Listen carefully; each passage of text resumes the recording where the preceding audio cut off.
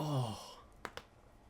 I remember I thought cracking my neck was like the coolest thing that you could ever fucking do. I think as a kid, I might have just watched a little bit too many movies. I thought cracking your neck was like the coolest, most badass thing you could possibly do. I don't know why I thought it was. It just had this cool thing about it. I remember that I wanted to learn how to do it so bad. Like, for some reason, I thought I was gonna actually break my fucking neck or something. I actually ended up asking for help because I saw this one girl in my classroom do it. She was like a super tomboy. She played all the sports and shit. Remember, this was like elementary school. I had her explain it to me step by step how the fuck she did it without breaking her neck. And also, speaking of popping and cracking and all this other shit, recently I realized that I don't know if I'm getting some sort of lockjaw. I don't know what the fuck's going on, but my jaw has just been like cracking and getting like locked up uncontrollably. Now, I don't know what the cause of lockjaw is. I don't know, maybe I'm not getting enough nutrients or some shit, but like I'll just be in the middle of talking and then all of a sudden my jaw will just like start snapping, like right on the hinges, like right on the joint. Also, when I bite down like really hard on the right side of my mouth, it starts to hurt pretty bad, which is really strange. I never had this happen before. I might be, I don't know, maybe I have some sort of fucking cavity or something, I don't know, which really fucking sucks because I was actually supposed to go to the dentist today. I've talked about the dentist before. I fucking hate the dentist. I can't stand it. I drive all the way there, like 40 fucking minutes to get there. Then I sit in the waiting room, then I end up going in there and then he just lay me down. They start picking out my teeth, cut my gums a few fucking times and tell me,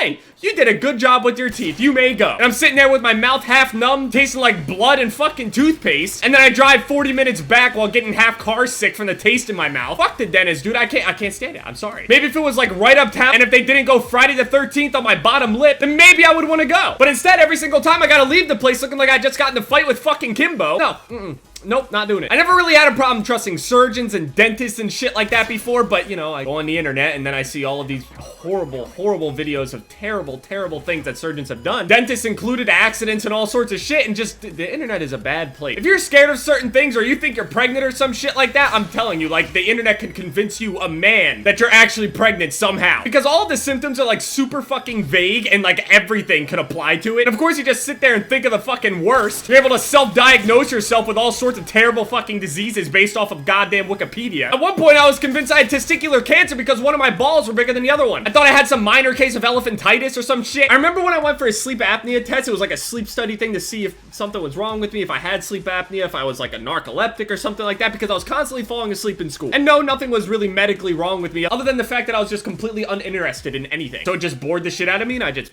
went the fuck to sleep. Don't do that, by the way. Don't be fucking stupid. But I remember when I went for my sleep apnea test, and I remember that they said something about your nostrils actually has a lot to do with how you sleep. It'd either be like a nose breather or a mouth breather, and some people that breathe through their mouth at night actually end up having more problems than people that breathe through their noses. And I actually found out that I had some sort of deviated septum that actually blocks off one of my nostrils. So it feels like I have some sort of stuffed nose for years. It was like I just rubbed my face in a pile of snow every single day for like 3 years. I ended up going to a doctor and getting my nose checked out, and they told me I had a deviated septum, and that means like this thing right here is like crooked. You can't see it, it's just crooked on the inside. And he also pointed out that I have like a bump on the bridge of my nose. And he asked me, hey, you know, you have a bump on your nose and it might be because of your deviated septum. You want to get surgery to fix it. And I sat there and I thought about it and I was like, okay, so I could live my entire life with basically a stuffy nose until I die, or I could go and get this scary ass surgery because I don't trust these fucking doctors. Although I have every single reason to trust them. They're professionals, yeah, they make mistakes and things like that, but I mean, who else am I gonna trust? Now, obviously, since I am a grade A pussy, I did not do it. Not because I was afraid that I was gonna die or some shit, but I thought like maybe, I don't know, like the doctor would fuck up somehow. Like he's like, yeah, we're just gonna remove the bump from your nose and we're gonna fix your septum and all this other shit. I go in there, crooked ass septum and all, and then I wake up with a dick on my face. Something along those lines, something fucked up. I'll sit there and wake up with a dick on my face just to fucking— I was looking for a hot dog, but apparently they didn't fucking have it. A hot dog would have worked so much better, but I did find my Blue Eyes White Dragon though.